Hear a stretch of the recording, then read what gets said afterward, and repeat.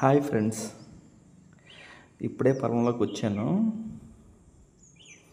చూడండి ఫ్రెండ్స్, మనకిప్పుడు వరి నాటే టైం వస్తుంది కాబట్టి మనం చేలోకి వచ్చాము. ఇప్పుడు చూడండి ఫ్రెండ్స్, నేచర్ ఎంత అందంగా ఉందో చూడండి. బ్యూటిఫుల్గా, మనశ్శాంతిగా, ప్రశాంతంగా ఉంది నాకు.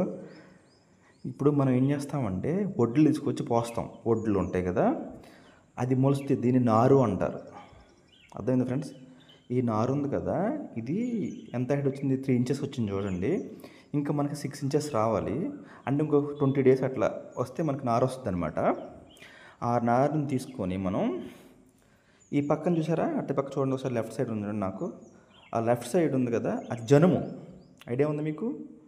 ఒకసారి చూపిస్తా చూడండి ఒకసారి.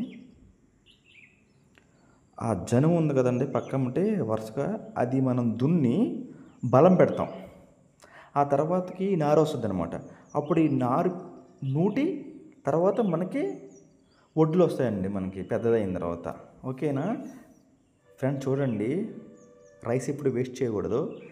నేచర్ని ఎంజాయ్ చేయండి. ఓకేనా?